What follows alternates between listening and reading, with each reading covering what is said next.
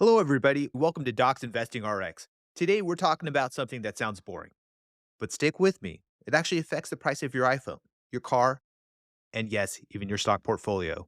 Let's talk tariffs, what they are, how they work, and how they shake up the stock market. All right. So, what is a tariff? Think of a tariff like a cover charge at the club, but instead of people, it's stuff coming into the country. If the US puts a tariff on sneakers from China, that means companies have to pay extra just to bring those sneakers into the US. So the price of sneakers goes up. And guess who ends up paying more in the end? Yep, you. Now here's an example. Now imagine you have a lemonade stand. You sell lemonade and people line up to buy it. Your little sister has an amazing recipe for lemonade and makes lemonade even better than you can. People actually rather buy her lemonade than yours. She asks if she can sell lemonade at your stand. You say sure, but you notice that if people buy from her, they're going to buy less from you. So you start charging a little tax. The way you do it is that you charge her the tax, and that tax gets passed on to the consumer. So anyone buying her lemonade will have to pay $1 extra. Now suddenly her lemonade costs more, and your lemonade starts looking like a better deal. That's how tariffs work. They're meant to protect local sellers. So why do countries put tariffs on things? Here are three main reasons. One, it's to protect local businesses. Keep the hometown players in the game, right? Two, it's to protect jobs. If factories stay busy, people stay employed. And of course, three, bring in the money. The government collects that fee and it adds up. So it's kind of like saying, let's keep business in the family. But of course, there's a downside. Tariffs can make prices go up for everyone. If that Chinese steel or Canadian lumber costs more, then the car or the house being built with it is going to cost more too. And if the other country doesn't like it, they might fire back with their own tariffs. That's what we call a trade war. And when that happens, everyone feels it. And today's big headline is, of course, China retaliating with their own tariffs. Here's an example. Think of two kids at school fighting over lunch. One says, "You can't sit at my table unless you give me your chips." The other kid says, "Fine, but I'm not trading you my fruit snacks anymore." Suddenly, nobody's eating lunch and everyone's mad. Remember the US China trade war a few years ago? Tariffs were flying back and forth like dodgeballs. US added tariffs on Chinese electronics and steel. China clapped back with tariffs on US soybeans and cars. Prices went up. Companies got nervous, and the stock market was all over the place. One day it's up 400 points, the next day it's down 600. It was a wild ride. All right, so let's get to the good stuff. If you're an investor, what should you do when all this tariff madness is wrecking the market? Tip number one is knowing which sectors get hit first. Some industries get hurt faster than others.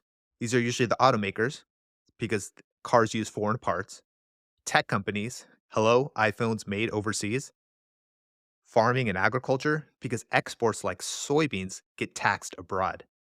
So if tariff drama is heating up, you might want to be careful with these stocks. Tip number two, go defensive. When things get shaky, people still need food, water, medicine, and electricity.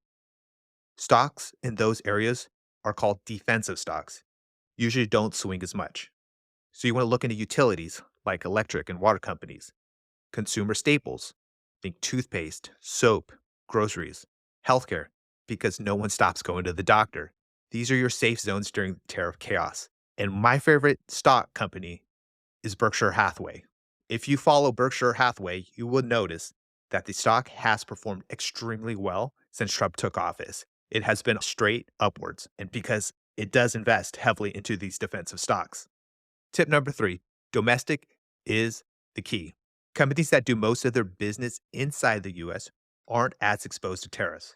So when global trade gets messy, these companies keep chugging along. Look for smaller regional banks, insurance companies, or even grocery chains that don't rely on imports or exports. Tip number four, use the chaos to your advantage. Markets overreact all the time. A tweet or a headline drops and stocks fall like the sky is crashing.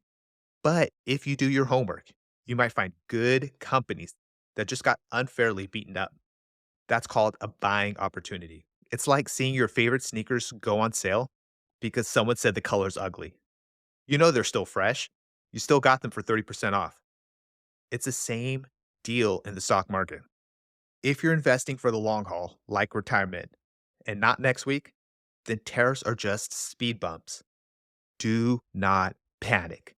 Stay diversified, stay consistent, and keep your eyes on the big picture.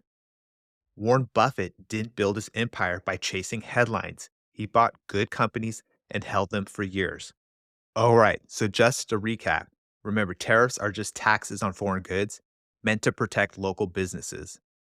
They can raise prices and, of course, cause trade wars. Stock markets don't like drama. Some industries will get harder. So during these trade tensions, avoid expert heavy industries, stick to defensive stocks, look for domestic companies, and most importantly, stay cool and invest for the long term. Tariffs might sound like something only politicians care about, but they hit your wallet, your groceries, and your stock account. So every time you hear about the trade war on the news, don't panic. Think like an investor. Look for opportunities, stick to your strategy, and remember, the smart money plays the long game. And that's a wrap on today's episode of Docs Investing RX. Thank you for joining me. And if you enjoyed this episode, be sure to subscribe. Let me know your thoughts. And if you want your portfolio evaluated, reach out to me. You can email me at og.hollywood@gmail.com. Until next time, stay smart, stay patient, and keep investing wisely.